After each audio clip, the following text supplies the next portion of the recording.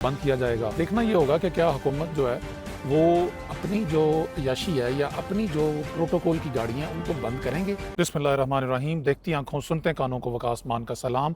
दोस्तों, आपको हमारी ये वीडियो पसंद आए लाइक करें, सब्सक्राइब करें और शेयर करें और बेल आइकन के बटन को ज़रूर प्रेस करें ताकि आपको हमारी आने वाली वीडियोज़ का नोटिफिकेशन मिलता रहे। दोस्तों, बात करेंगे ईरान अमेरिका इजराइल जंग की। जैसा कि आपको मालूम है कि आज सुबह रात गए जो है वो ईरान ने अपने नए सुप्रीम लीडर का जो है वो इंतखाब कर दिया है, और जो कि पहले भी जिन 6 लोगों के दरमियान ये दौड़ चल रही थी उनमें से ज़्यादा कवी इम्कान थे कि मुज्तबा खामनाई जो हैं वो सुप्रीम लीडर बनेंगे, जो कि बेटे हैं आयतुल्लाह खामनाई के। मुज्तबा खामनाई उनके साहबजादे हैं और इससे एक चीज़ साबित हो गई है। पहली बात उन्होंने कही थी कि हम रजीम चेंज कर देंगे, और ईरान की जो अवाम है वो आयतुल्लाह खामनाई के ख़िलाफ़ है। और आपको याद है कि ट्रंप ने कहा था कि ईरान की अवाम बाहर निकले और कंट्रोल अपने हाथों में ले ले। तो ईरान की अवाम ने साबित किया कि अवाम जो है वो आयतुल्लाह खामनाई के साथ थी और आज भी है, और इसकी जो है वो नज़र आ रहा है कि उनके बेटे मुज्तबा खामनाई जो हैं वो नए सुप्रीम लीडर जो हैं वो बन गए हैं। और ट्रंप का ये जो दावा था वो झूठा निकला कि ईरान की आवाम जो है वो अपनी हुकूमत से और अपने सुप्रीम लीडर से तंग है या उसके ख़िलाफ़ है।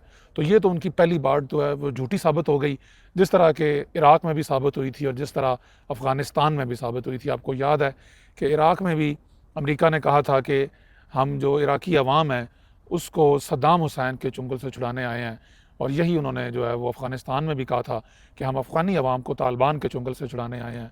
मगर ऐसा हरगिज़ नहीं था और इसमें कोई हकीकत और सच्चाई नहीं थी। अब दूसरी चीज़ जो अमेरिका की थी कि हम जो है वो हमारे अंदर रेज़िलियंस है और कोई मसला नहीं होगा इस जंग से, और ईरान जो है वो उसको हम अपने मिसाइल और बम गिरा के 3 से 4 हज़ार हमले किए अमेरिका ने ईरान के ऊपर, मगर अमेरिका उसमें ईरान को झुका नहीं सका।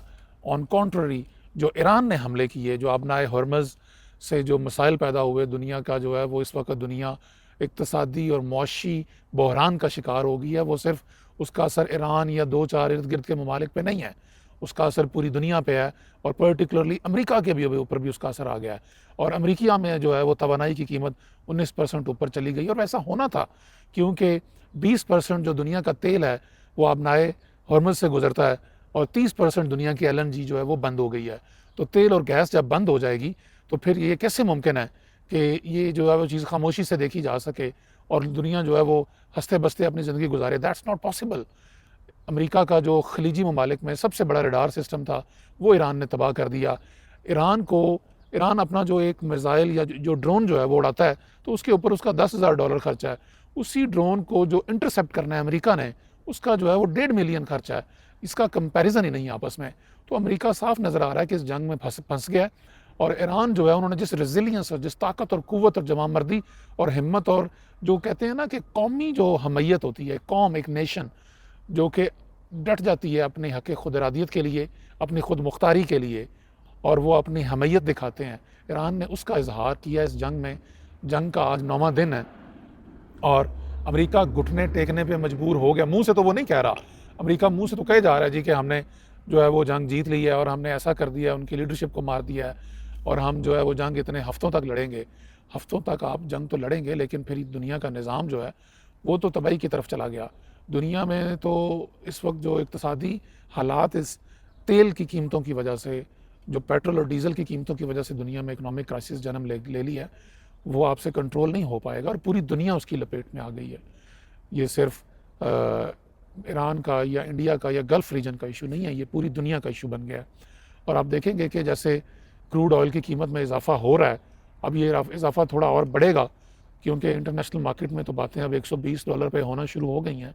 पाकिस्तान ने जिस तरह का इजाफा इसमें किया, पाकिस्तानी हुकूमत ने ₹55 इजाफा कर दिया, हालांकि ₹55 इजाफे की कोई तुक नहीं बनती थी, क्योंकि जिस तेल के ऊपर पाकिस्तानी हुकूमत ने इजाफा किया दोस्तों, वो तेल पहले से ही पाकिस्तानी हुकूमत के पास पड़ा था, और वो तेल जो है वो उसके ऊपर ₹55 मुनाफा लेना ये नाजायज़ था, क्योंकि जो आपको महंगा तेल मिलेगा वो अभी तक पाकिस्तान में एंटर नहीं हुआ। उसमें से आज कुछ तेल शायद पाकिस्तान में एंटर होगा, लेकिन आप कह रहे थे कि आपके पास 28 से 30 दिनों का तेल स्टॉक में पहले ही पड़ा हुआ है, मतलब वो तो पुरानी कीमतों पे था, तो आप किस तरीके से आपने उसके ऊपर जो है वो कीमत बढ़ा ली। इसमें माहिरीन का ये कहना है और साफ नज़र आ रहा है कि हुकूमत के ऊपर क्योंकि IMF का प्रेशर है और जो है वो कर्जा लेके तेल के ऊपर ही तो हमारी हुकूमत चल रही है, क्योंकि 100 रुपये से ज़्यादा फी लीटर लेवी और डिफरेंट टैक्सेस हैं, तो गवर्नमेंट की कमाई तो सारी तेल से ही है, उसी बल पे चल रही है। तो गवर्नमेंट ने सोचा कि ये हमें थोड़ा सा कुशन मिला, बहाना मिला है जो है वो जंग का, तो हम क्यों ना पाकिस्तानी कौम को एक टीका लगा लें और इसके ऊपर थोड़ी कमाई करके तो IMF को राज़ी कर लें। ये खालिस्तान ये एक वजह थी, वरना उसके ऊपर कोई जो है वो तुक नहीं बनता था। अब गवर्नमेंट ऑफ पाकिस्तान जो है जुमे को जो हमारे प्राइम मिनिस्टर, वज़ीर ख़जाना की, वज़ीर पेट्रोलियम की मीटिंग हुई, उसमें उन्होंने कहा कि वज़ीर ख़जाना और वज़ीर पेट्रोलियम तमाम सूबों के जो वज़रा आला हैं उनको मिलें और आगे जामिया प्लान बनाएं। इसके ऊपर आज जो है वो फाइनल, क्योंकि कहा तो जुमे वाले दिन भी गया था कि कुछ मेजर अनाउंसमेंट्स की जाएँ, लेकिन प्राइम मिनिस्टर ने कहा कि वीकेंड पे हम देखेंगे। लेकिन आज जो अनाउंसमेंट्स होने जा रही हैं उसकी खबर आपको दे रहे हैं। ज़्यादा कवी इम्कान है कि स्कूलों, कॉलेजों को और दफातर को बंद किया जाएगा और कहा जाएगा कि स्कूल और कॉलेजेस की बजाय घरों से ही लोग, बच्चे जो है वो अपनी ऑनलाइन पढ़ाई करें और जो नौकरियां हैं वो लोग भी घरों से ऑनलाइन करें जो कर सकते हैं, जो जैसे पुलिस है, जैसे फायर फाइटिंग का डिपार्टमेंट है, जैसे कुछ और ऐसी इंपॉर्टेंट चीज़ें हैं कि जिन्होंने अपनी सर्विसेज देनी है, इमरजेंसीज़ हैं, हॉस्पिटल्स हैं, वो तो खुले रहेंगे। लेकिन बाकी दफातर को कभी चांसेस ये हैं कि गवर्नमेंट कहेगी कि तेल बचाने के लिए आप ट्रैवलिंग कम से कम करें, लिहाजा वर्क फ्राम होम करें।